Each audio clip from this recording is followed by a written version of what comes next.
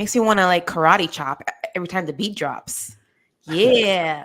Welcome back to Howdy. my channel. I'm Melissa, and this is Sailor Tortilla. I should do it this way because it's in reverse. And then Andres is down there in the bottom. Are you at the bottom from your point of view as well, Andres? I'm always curious about that. I'm always at the bottom, yeah. I think because it's the order that you guys come in, maybe. I don't know. You're over there. You're I'm glad over we figured there. this out on like our You guys 30th are up episode here. or whatever. It's always fun. Oh my God. I just realized every time we go live, though, Andres has a different background. He does. Well, I'm all over the place because I'm in between. I'm moving it. somewhere soon, so No, I love it. It's like I never know a what little I'm bit gonna about get. me and my personal life, Yes, I'm excited for you because Thank you. it's like it's the place that you bought, right? Yes, it is the place that I bought. Yeah, These are I did. personal details. Game of Thrones. Game of Thrones. And the address is. I'm not saying the location because listen, my favorite part about podcasts is like a little bit of what do we call that? Talking about other things, okay? I didn't give the address. Banter. They don't even know where in the world you are. Please. Oh God. Westeros. Someone's gonna study the house, the lamp in the mirror, and like know where he is. He's somewhere in New York, guys. It's okay. I'm moving soon, so. Anyways, all right. Let's start off by giving our ratings of this episode. Go ahead. Go first. Tortilla, go first. 2 out of 5 dragons. 2.5. 2.5. Okay. I would say. All right. Andres. Nice. Okay. I was gonna say, like, I gave the last one a generous 3, a generous 2 for this one. I was going between a 2 and a 3 as well, and I will give it a 3 because I feel like the endings of the episode kind of make it like they was kind of like save it a little bit for me because a lot of this episode was really boring. I was like, we're just sitting here. What are we doing? And then I think the ending was riveting for me only because I didn't think we would get a scene where we see Rhaenyra actually learn the truth of the miscommunication. So I really liked seeing the scene between Rhaenyra and Alicent. But that's really the only thing that I thought this episode had going for it. So that's my reasoning. Why did you rate it so low? Well, I kind of want to say that scene like solidified the low rating for me. So we kind of had like the opposite takes on it. Okay. Yeah, I think this little plan that they cooked up, obviously, the writers at HBO dreamed it up. It's wacky as hell. It's a lot wackier than sending in a twin to like kill Rhaenyra. Wait, what is wacky? This whole like meetup between Rhaenyra and Alicent, it's quite ridiculous to me, and it's weird how like likable they're trying to make their characters and this relationship they're trying to build between them and like keep it going as the war starts. And then I never really liked that Alicent Viserys misunderstanding storyline in the first place, and to like put like oxygen on the fire and like make it a bigger thing is just all around annoying. And plus Rhaenyra looked stupid in that outfit. She looked like that lady that was doing the shame and like torturing Cersei in season 5. Yeah, it was the same outfit, I think. Yeah, it was. Yo, yeah. Go Melissa, ahead. Go ahead. I'm with you. I didn't think that we would have the characters ever realizing it was a mistake because, like, we know from our previous discussion that it was new to the show. And I just like interpersonal drama, so I was actually all here for it. I was like, are we actually gonna get this? This is very interesting. Yeah. It's probably annoying for a book reader, but I mean, that's like the whole point of the show. They've been saying like this is the real story because the book was told from different POVs. But yeah, and also I like that. Well, I was gonna say that is a good point, and that is also why I think I don't like it even more, because if that moment just stayed between Alicent and Viserys, then I could have handled it a little better, I think. But the fact that it was kind of like now public, it makes it even more ridiculous, because like the real story I could handle, like something between Alicent and Viserys, but I don't like that they put oxygen on the fire. Well, I feel like, because I feel like we've been seeing Rhaenyra be pretty understanding and like pretty nice, and she keeps stressing that she doesn't want this war. She wants to find a way out. And after she has this meeting with Alicent, and Alicent also learns the truth, she's like, girl, it's too late. Like, I can't undo what has already been done. And I think that's the thing that is finally going to get Rhaenyra pissed off and maybe want to actually fight a little bit more, And I don't know, like maybe that character needed something, because like nothing was really getting to her, like not the death of the son, really, not the death twins. She was just like, She even like, she said something about Team Green's twin. Like she's like, I can't even fault him for doing this, because he had an oath. I was like, you need to be a little bit meaner. Like, what do you mean you can't fault him for his oath? So she needed some kind of something to like light her fire. I mean, what else can be done, Because nothing else was working to get her mad. But I don't know if she's gonna be mad now. Like, it's on... not something that would make her mad. It would make Alicent mad. Like, Alicent's supposed to be pious and like religious, and like it's like, oh, my mistake is gonna cause all of this. Like, I'm waiting. I'm excited for the turmoil it's gonna cause for her. Rhaenyra, I don't think has a lot of time left. All things considered with the character, so I'll just leave it at that. Yeah. Well, I'm saying that it's getting her mad just because I guess like that kind of like smirk in her face, like she needed some sort of push, because like her counsel, oh, we lost Andres, hopefully he'll be back. Her counsel has been like putting a lot of stress on her. Like I feel that like I really feel the stress for her, because they keep pushing her to, okay, like you need to do something, you need to start this war, like this is ridiculous, girl, what are you doing?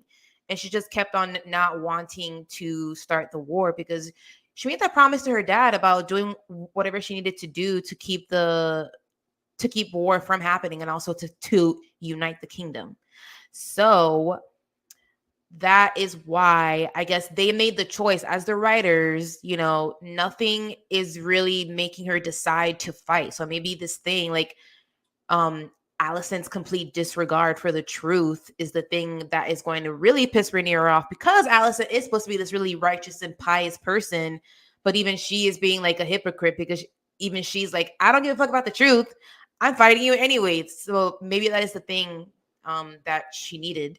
And I have yet to see if that's actually going to work for me in the long run. It depends how this war actually starts and what happens in it, but I don't know. I did like the scene, as I said. I'm with you. I liked it.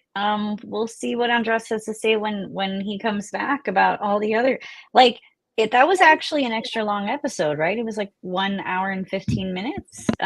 It didn't feel like it. It did go by. I didn't see the length of it. How long was it? 1 hour and 15 minutes, but I also like skipped the previews and That's stuff. Like almost feature length. Yeah, the length of the actual episode itself was 1 hour and 7 minutes. Hi guys, I had to drop off because some crazy volume issue happened. I had to fix it. It's all good. And it happened like halfway through my last answer. So if I sounded like Joe Biden in the middle there, like no, that's fine. Why. Because I was like, I can't hear myself. You've got to beat Medicare. It's okay. Andres, did you want to say anything more on the ending Alicent and Rhaenyra scene? No, I think I said my piece. The stuff that they're doing between Alicent and Rhaenyra to like make that relationship bigger seems very clunky. Why don't you like it? It just seems very clunky. It's like forced, like they're trying to make them good people.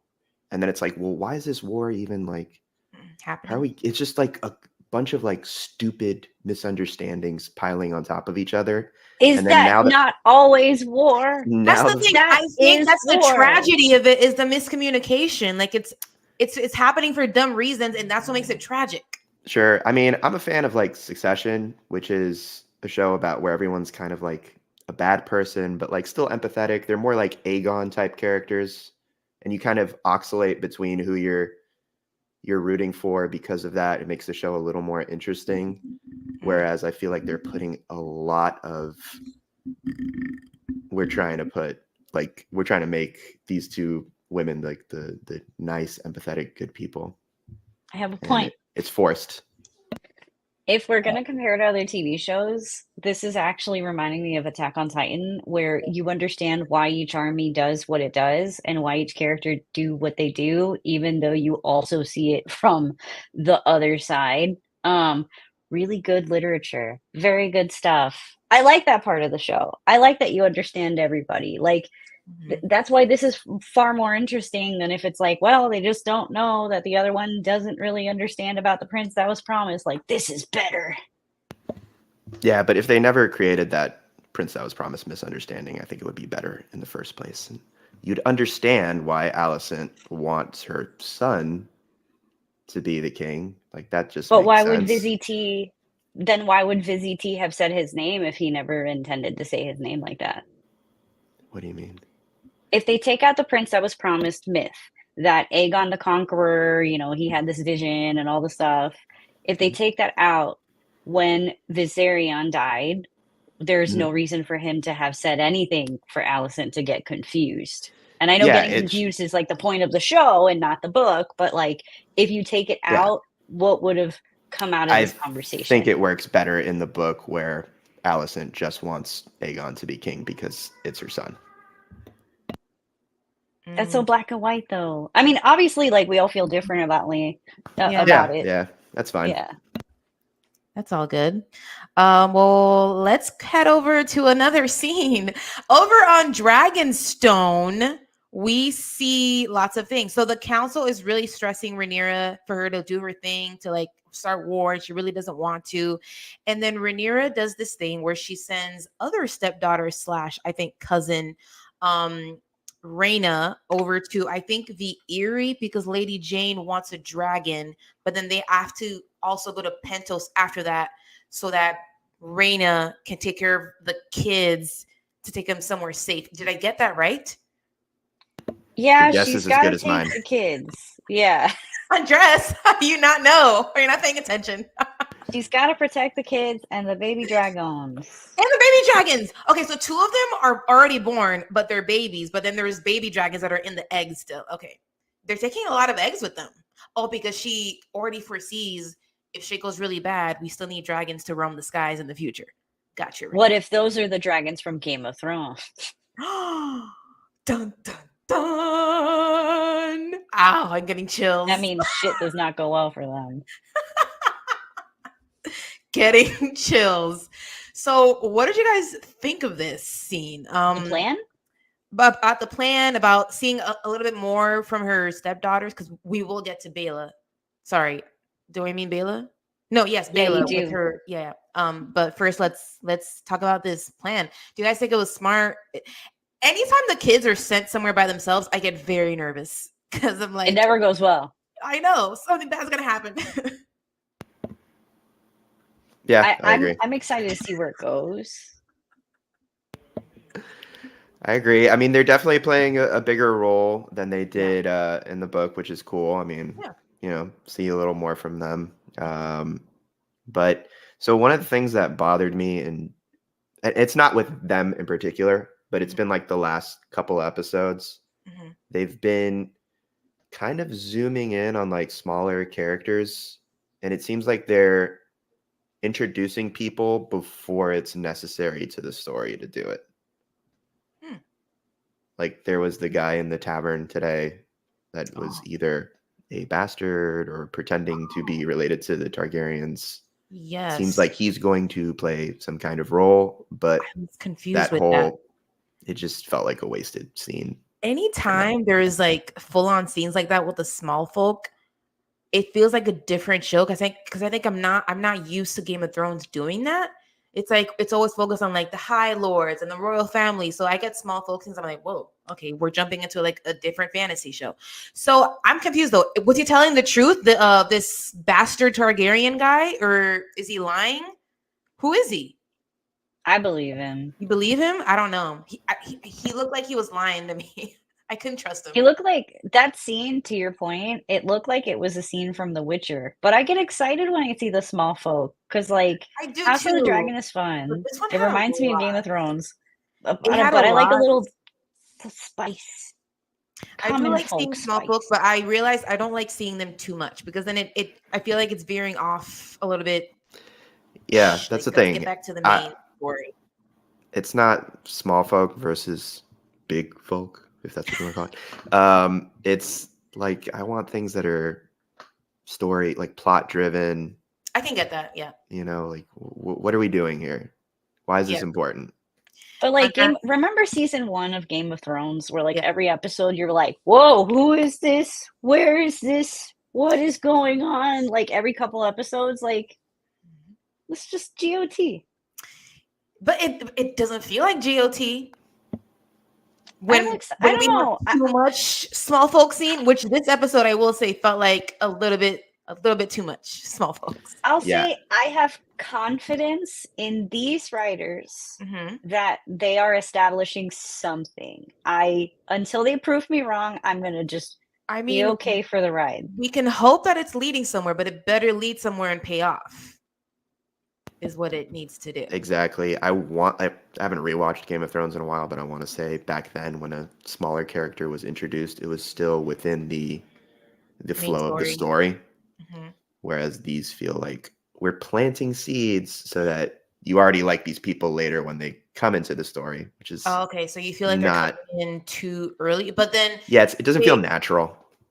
So between this guy and then Hugh Hammer and Hugh Hammer though, I felt very intrigued by. Like I feel like, I kind of feel like he's gonna go to the Rhaenyra side because he keeps getting promised food and whatever from the king, and the king's not delivering, and his family is starving and sick.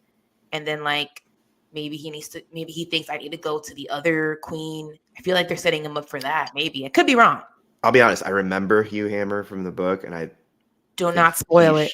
But I'm saying he should be an interesting character if they, as long as they don't make some giant weird change. Yeah. However, even with that, I was still like, what's the point of this scene? Really? Out of left field. So when do you think they should bring in those types of characters then? If you can't plant them. I don't want to like spoil things, but when it makes sense for the story, because that was just like, here's a little peek at Hugh Hammer's life, but it didn't really relate to anything else that happened in episode 2. In episode 1, they had him in there. Yes, he was explaining the and that felt supernatural. But when they brought him back for episode 2, it just kind of felt like we're diverting from everything else that's happening and focusing on him, in my opinion. You know what I feel is feeling forced? This thing with Aemond, we see him again cuddling up with his prostitute friend who's kind of like his fake mommy. Because I feel like, okay, it's obvious he puts up this tough guy facade when he's around his family, but when he's with his prostitute, his guard is being let down. I didn't need to see that again. I was kind of rolling my eyes at that.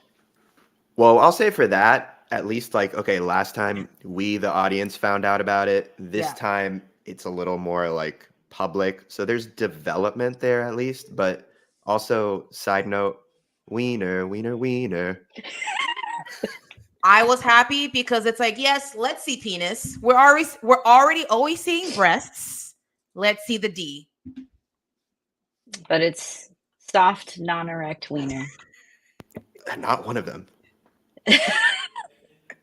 There was a bit much in this episode. It's been a long time since we saw like sex scenes in Game of Thrones. Well, we have seen Alicent and Criston getting it on a few times. Yeah, I suppose. I don't know. I mean, like Game of Thrones when it started was like what? The Alicent Criston ones are very soft core compared to the stuff that was out there tonight. Sure. I mean, like Game of Thrones used to be known for this, so like I shouldn't be surprised, but it just feels so alien. Like I want to say after the 3rd season, we really didn't get sex scenes in all of Game of Thrones. I want to say this felt like season 1, like gritty. We don't even know if people are going to watch it. Game of Thrones.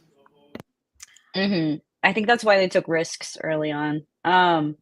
But I do agree. It develops his character and it shows us something interesting because, like, clearly this is You something he didn't does learn on his own anything time. new. Well, What no, did you hold learn? on. Well, when he's discovered, he just lets it roll off his shoulder and then he just walks out naked, I guess, because I don't know where Yeah, his because clothes is. again, But like, he's he's just like, like, "It's cool, bro. Bye." Yeah, but again, You I know. also think like we mentioned last week how he's one person in public that's like very yeah, like I'm not bothered by anything. But mhm, you we got to see know. like that version of him that's like cuddling and like has to go to therapy. So Oh, and we saw that twice. I got that scene twice. I don't know why. But let's move on. So we see Daemon at Harrenhal. I gotta concentrate when I pronounce that. I don't understand why anybody lives there. It's a melted, ugly castle and it's leaky. It looks miserable. I know it's the biggest castle, but does it matter? It looks terrible. Anyway, I'm surprised when he gets there and no one puts up a fight. Lord Strong, so many people are related. What the fuck? We meet Simon Strong, who I guess is the uncle of Larys Strong, and he immediately bends the knee to Daemon, and also by way of Rhaenyra in that way. But Damon still kind of has like his guard up. He won't eat the food because he's like, I swear this is poison because like that was too easy. Like, why aren't y'all fighting me? And I also felt the same way. I felt like, hey, is this all a ploy? But it wasn't. I guess it really was that easy for Simon Strong to just bend the knee. What do you guys think of that whole scene? And let's also talk about the weird dream that young the Rhaenyra. red woman. There was a red woman in this episode, right? Well, there's two possibilities. Mhm. Possibility one, the lady is a witch. Possibility two, which is what I was questioning myself at the end of the scene, was did Damon go to the weirwood tree on purpose and touch it and get a vision? Because that's what I thought at the end. Mm. But he goes to the tree towards the end of his dream, right? Well, that's where he wakes up too. Yeah, he wakes up there. It was like a Oh. ketamine session or something. So many scenes happen that I forget little details. I didn't pick that up. But I feel like that's Melisandre because she's hundreds of years old. She's in this episode and we don't know. I mean, I don't even know if she's a red woman. She could just be because in Game of Thrones, like the mythos is when the dragons are alive, magic is about the world. When the dragons are dead, there's no magic. So like in this world, we have so many dragons that are still alive. There must be even more supernatural BS going on than in the original show. So like I don't even think she has to be a red woman to be magical. Like I think she's magical. But I also think he may have been touching the tree. She could be connected to it. She could be an apparition. No one addressed her. Mm. That's why I think she is probably the person that's magical because when he lands there and then the camera kind of pans to her, I thought she was going to do or say something. I kind of it feels like she's important in some way.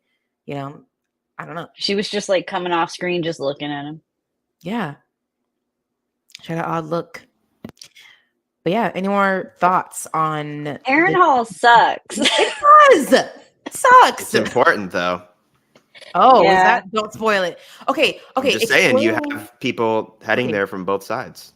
Explain to me though, why is that castle so important? I get that it's in the Riverlands, and they keep telling me Position. that the Riverlands is the key to King's Landing.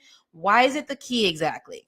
Because you got remember that guy that killed everybody in the Red Wedding? He controls the bridge over the river. Yeah, that's It is Lord a Frey. tactical bridge. Yeah. Okay. That's And the the way other we one want was to guarded by the blackfish at one point. It's a Yeah, tactical. it's Like just a in choke terms point. of location and travel, it's important. So they want to be able to get Aaron Hall to make sure Southerners are to make sure that Northerners are not going south. Yes. Okay. Oh, but the Northerners are pledged to Rhaenyra, Yeah, so it's a little more complicated. they are, but not all of them, right? We completely skipped the opening scene here. It is, I wrote it down, House hold on, Bracken. Bracken and Blackwood.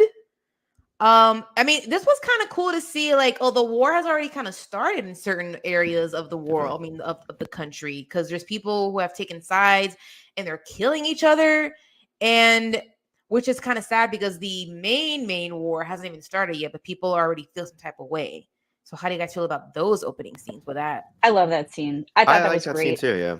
Yeah. Yeah. And I like I that. love that it was houses we'd never heard of before because they killed themselves off. Yeah.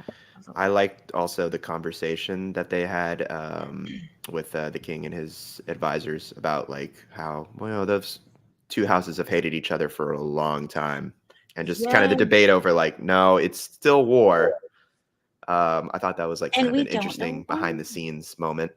And also, I want to say, and I sent you guys a note about this because I wanted to bring it up. When I saw all those dead bodies, I was so relieved that the White Walkers are just not a topic at all in this spinoff, and that we didn't have to worry about them turning into stupid zombies. Kind of were in the first episode, which I'm kind of worried that we'll see zombies eventually on this show, but I hope we don't.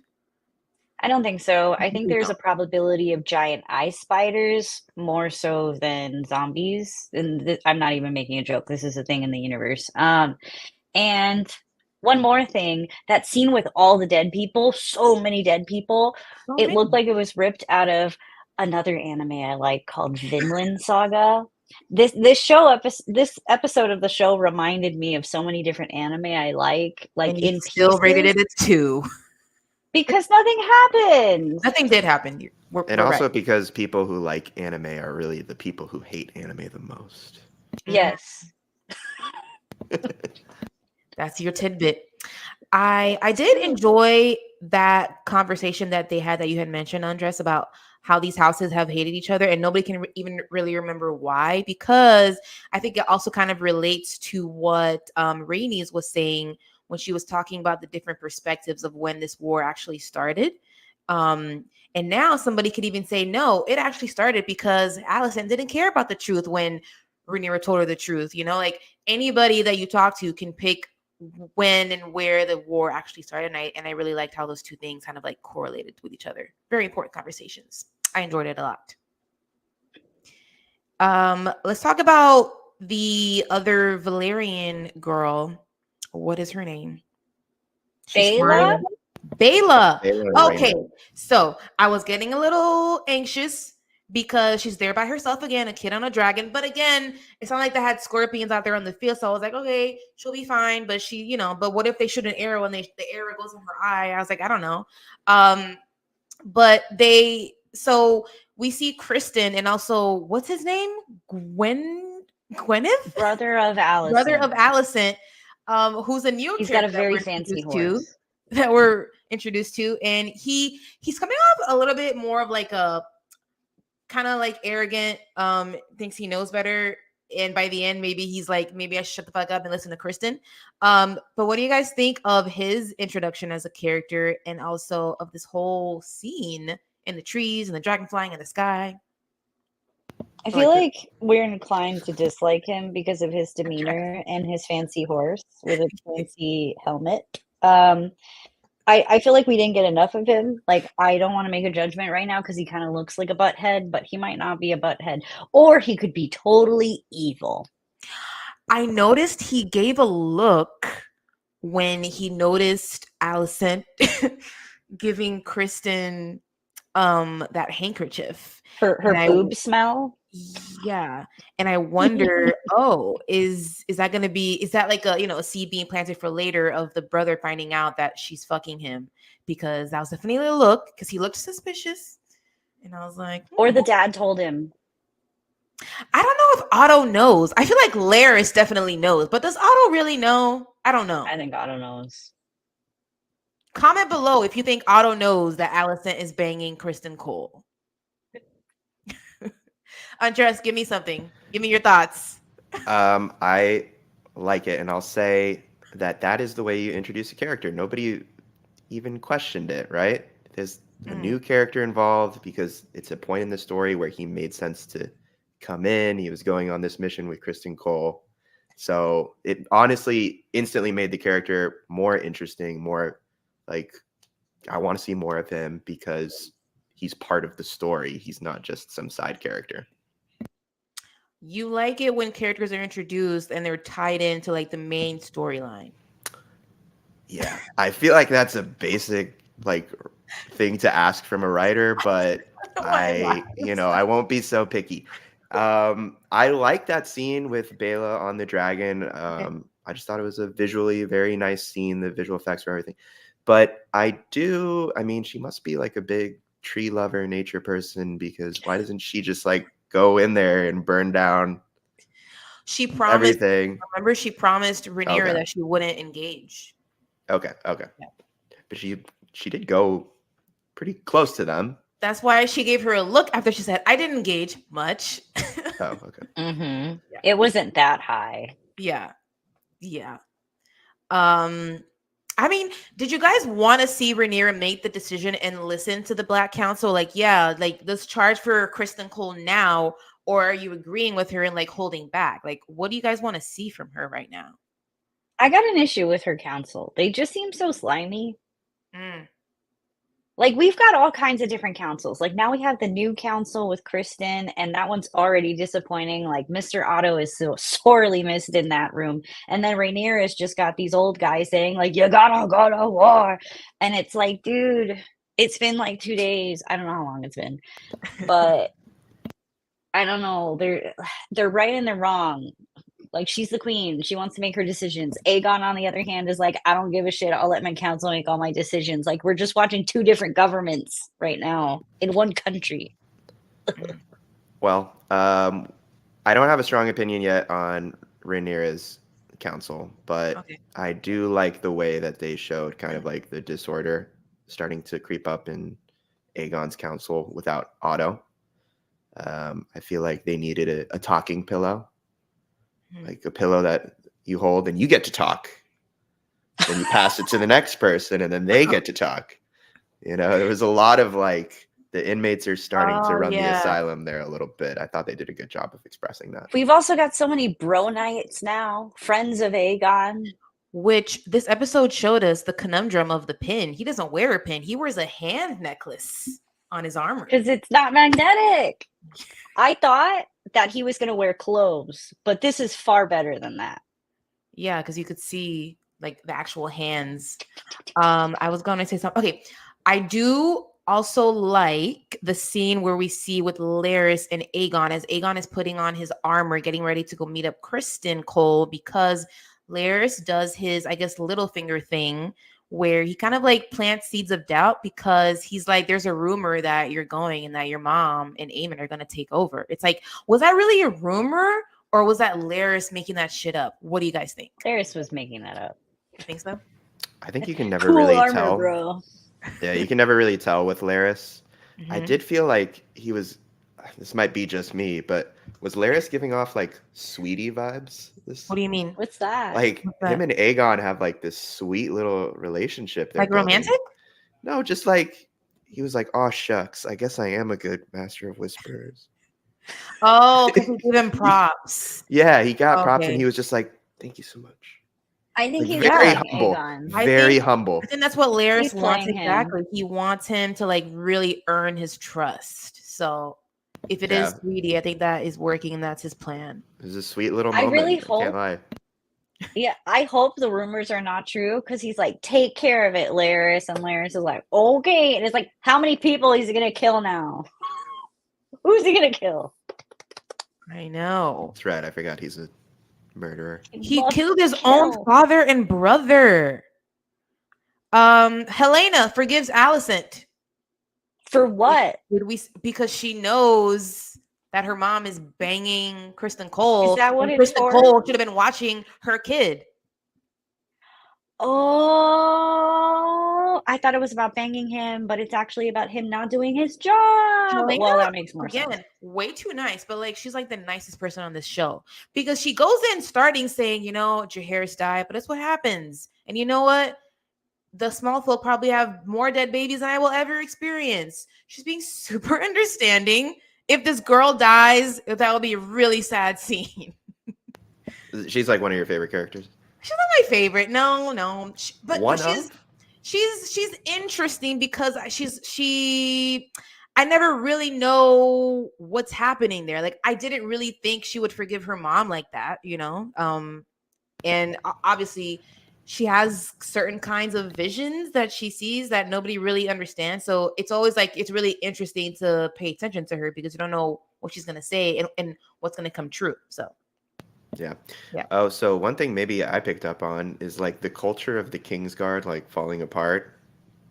And maybe are they trying to like tie that to Criston Cole too? Because they're like, yeah, chastity. Bro nights. No, I would not tie that to Criston. Criston seems the most frustrated with that than anyone. I think it's just open disrespect towards Criston. Yeah, but he's kind of broke the code, and maybe people kind of know that, and it's trickled down. Secret. You think people know I don't know. he's banging? I don't know, but perhaps. it seems like in season 1, the code of the Kingsguard was very strong. Criston Cole was all about it. And now, as Criston Cole has gone up the ladder and that he's like not following it, it seems like on the way down, people are just laughing at the idea of chastity. But Aegon doesn't care either. It's Aegon too. He also doesn't care. Yeah, but he was a little like thrown off by like, it too. Why are you laughing? Yeah. But then he came out. I don't understand what was going on with that scene as well, because I feel like you have to know they're not all actually virgins. Like, they're banging bitches out there. Well, I mean, it's a different universe, right? Like, they're supposed to be disciplined. They're supposed to die for you. Yeah, like, you do expect them to follow the rules. If they don't follow the rules, how do you expect them to die for you when they need to? But I don't think so, because later on we do see him take the young squire out to bang his first lady. So he knows they don't really follow the rules. Yeah, but he had like a couple of Kaluas. He was way off. Oh, please. Excuses.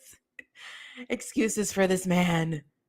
Okay, I want to call out the fact that I was right about the white worm. Can anybody remember what I said last week? No. She's gonna do something good for Rhaenyra. There you go, Age.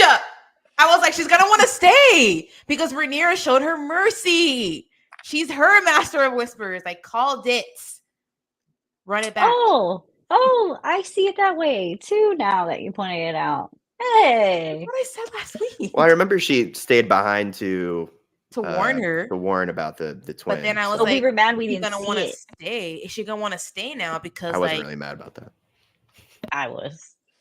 I'm excited that she's gonna have the white worm now, because over there on Team Green they have Larys. So now like they need their own team. I mean their own master of whispers who knows like all the secrets. So I'm happy Mysaria stayed. Yeah.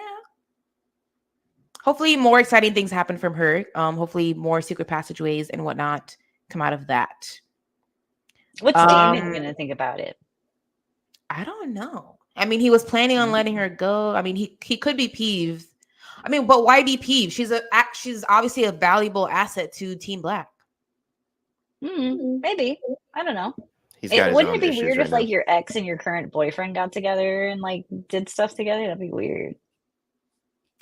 Maybe I'm too modern. I'm thinking I'm too modern. Too modern. This man, I don't think he cares about really anybody but himself and his power. Because even in the scene when he's sitting down at dinner with Simon Strong, he keeps correcting him with "Your Grace, Your Grace, your consort." No, it's "Your Grace." It's like, you're not the king. He wants it to be about him, and I think that's all he really cares about. Yeah. Also, those guys looked like cartoon characters. One had like a short face and one had like a long face. Like, they were really funny looking people there. I feel bad talking about these actors like this, but wow, country people. They've got the look. Yeah. I wanted to talk about Sea Smoke. I think last week the dragon Sea Smoke, the one that is a wild dragon, the wild dragon that has no rider because Laenor died. He didn't die. Huh?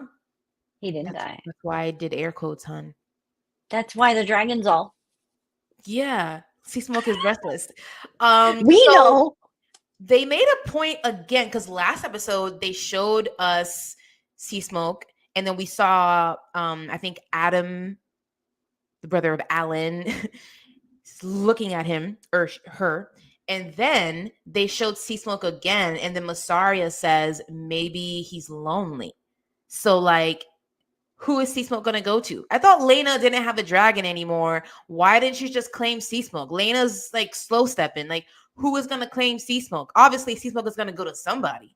They keep pointing out sea But smoke. it can't. It can't. They're magically bound to their rider. But the rider is alive, but nobody else knows that.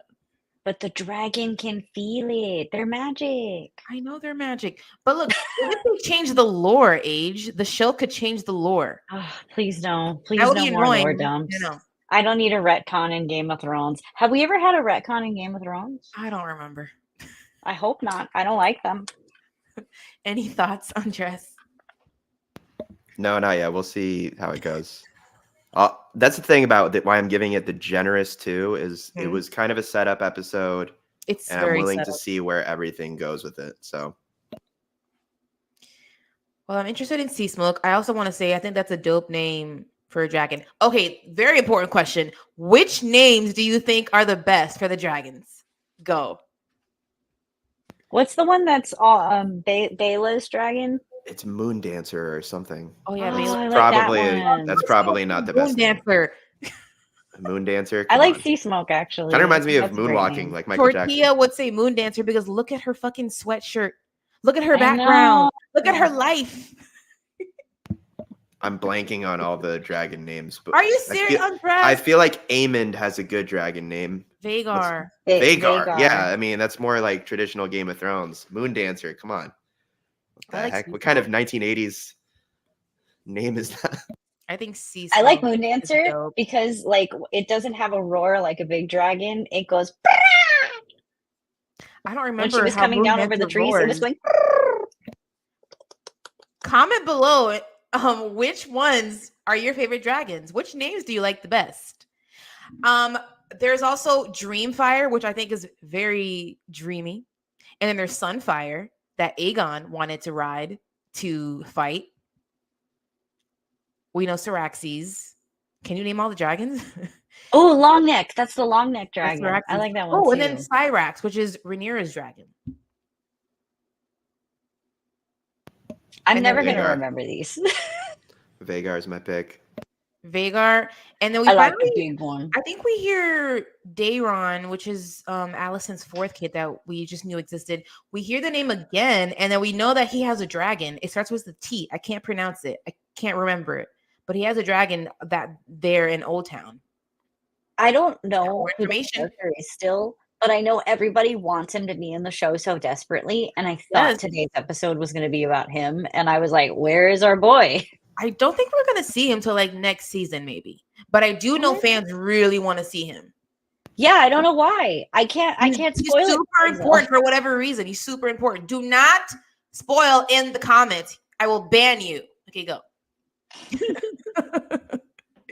Clearly, two of us have not read the books. This is part of the fun. This obviously should be very fun for book readers to watch us talk about this.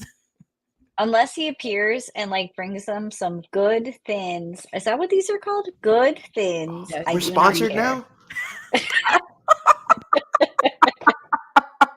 Are you being paid, my friend? No, I almost demolished this box in one sitting. I've never had these before, and they're excellent. We saw Millie Alcock again in the dream. Oh. That was cool. I like her. I think the first season made her into like a superstar. She's gonna be the new Supergirl. So did you guys? It's been 2 years. She hasn't really been in anything else, has she? I was about to ask. There were the strikes, and auditioning can be long and hard. You know, she's a young actress.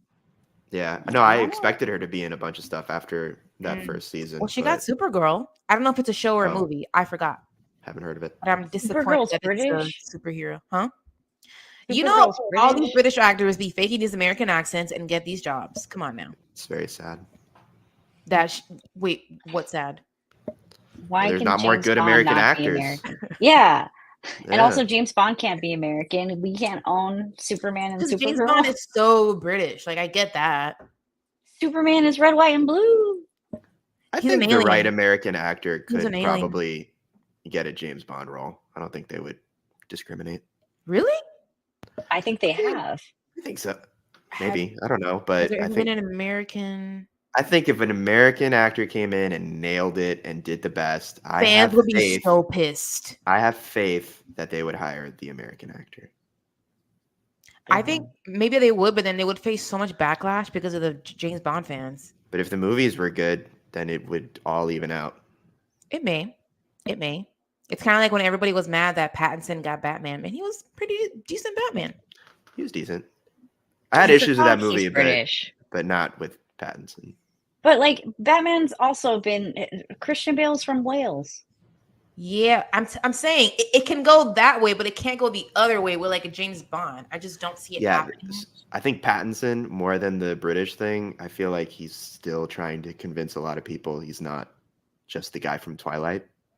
Yeah, he's great. I feel like that Twilight thing really screwed him, but he is a great actor. If you haven't seen Good Time or The Lighthouse, those are awesome movies, and he was great in Tenet too. I think he is good. I don't think Twilight screwed him because it made him very rich and famous. But he has turned in some great work. And I always tell people, watch Good Time. Watch Good Time. Yeah, it's a great movie. Mm-hmm. It's a good sign. Bo Sheezy. Cool. I'm trying to look at my notes to see if we've talked about everything we wanted to. Has anybody have any other scenes, any other tidbits that they want to mention, that they want to talk about? Think about it. Think about it. Think about it. I do want to commend one shot. I really like the shot where they open in Harrenhal. It's kind of like a courtyard with no roof, and there's like this little archway, and Daemon appears as a shadow in the archway at the top of the stairs. It was a very nice shot. This show has a lot of not scenes, but like very cinematographic scenes where like it's a big composition, like a really huge wide shot with like it looks like art. Game of Thrones didn't have that. I really appreciate that in this show. Yeah, good cinematography. Mm-hmm. Who is your MVP of the episode? If you could think of one. The worm. The white worm. She was like, "Oh, you need a secret mission into the thing to see the queen?" Well, I got you. Done. Done. And the queen's there like the moment you arrive. Yeah. That was kind of silly. I'll let it pass. And you, Andres? It's tough to pick one because I wasn't a big fan of this episode at all. And it was also spread very thin. Like there were a lot of things going on in this one where like nobody took too much screen time. Mm-hmm. I don't have a freaking MVP. Maybe it was Bela and Rhaena, just because they came in and played a role, and they had a great scene on it. One of them had a great scene on a dragon. I forget which one's which at this point. But Bela. I was thinking of Bela too, just because she was the one who got to do something in this episode. Exactly. Got to be on a dragon, and she got to go and alert her stepmom / cousin or aunt. I forget how they're related.